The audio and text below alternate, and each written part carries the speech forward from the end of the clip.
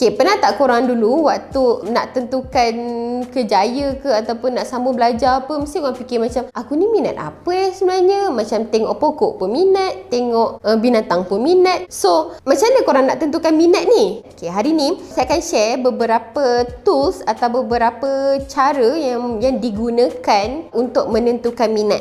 Okay, first, kalau korang tengok ini dari sudut mereka yang dah bekerja ataupun yang nak apply kerja, ada setengah company gunakan tools untuk tahu personality.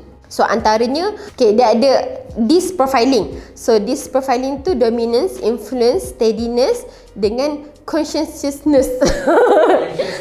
Bukan conscientiousness. Apa? Cari dalam internet. Betul, conscientiousness. Conscientiousness. So, DISC profiling ni digunakan untuk tahu kita punya karakteristik. Tapi ini kebiasaannya corporate lah guna. Corporate guna untuk tentukan dia punya staff tu macam mana supaya bila dah masuk kerja, dia senanglah nak align ini team buat apa, ni team buat apa. So, itu dia lebih pada personality. Okay, itu yang pertama.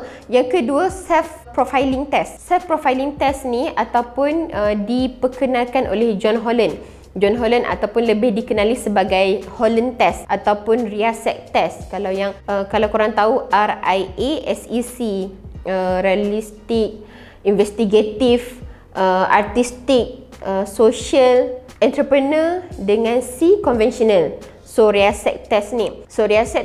Kebanyakannya diguna untuk tahu, ini lebih memang merujuk kepada kecenderungan minat kerjaya. Sebab kalau korang jenis yang orang R, realistik, so korang lebih cenderung untuk buat kerja outdoor, kerja-kerja yang melibatkan tools atau melibatkan machinery.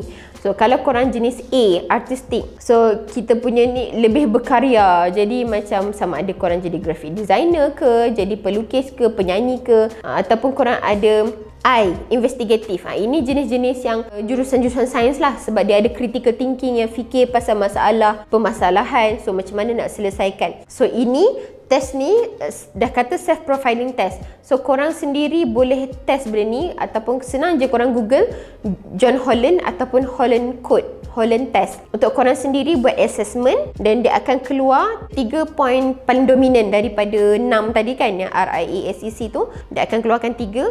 So, daripada 3 ni, korang tengok kerjaya mana yang sesuai untuk tentukan kita punya kerjaya lah. Test yang seterusnya adalah test yang selalu digunakan oleh cikgu-cikgu sekolah, guru bimbingan kaunseling kat sekolah, iaitu IMK dan IKK, inventory minat kerjaya dan inventory kematangan kerjaya. So, IMK ni digunakan waktu form 3 dan IKK ni digunakan waktu form 5. Zaman sekarang, benda ni memang syarat. Semua orang kena buat, semua student kena buat before. Kalau macam form 3, semua kena buat before dia enroll untuk form 4 punya course. Okay, untuk form 5 pula, dia kena ambil ni untuk tentukan dia punya masa hadapan lah. So, untuk student yang nak ambil ataupun belum ambil lagi IMK atau IKK ni, dinasihatkan pergi jumpa kaunselor korang ataupun guru bimbingan kaunseling korang kat sekolah masing-masing supaya kita dapat discuss ataupun kita dapat berbincang dengan kaunselor kita kerjaya apa yang sesuai dengan minat kita.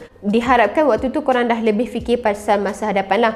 So, jangan pula jawab tu berdasarkan kawan sebelah minat, macam tiru kawan sebelah kan. So, ini korang punya personality test sendiri untuk korang punya masa hadapan juga. So, jangan sambil lewa lah untuk jawab profiling ni. So, kesimpulannya, kenapa korang kena ambil tools ni atau kenapa korang kena test ni? Sebab test ni akan bantu korang untuk tentukan minat. So, bukanlah main teka-teka je minat apa. So, dia ada structured, dia memang ada bukti dan dia ada percentage yang minat korang ke mana. Okay? So, make sure ambil dulu test ni before tentukan nak jadi apa.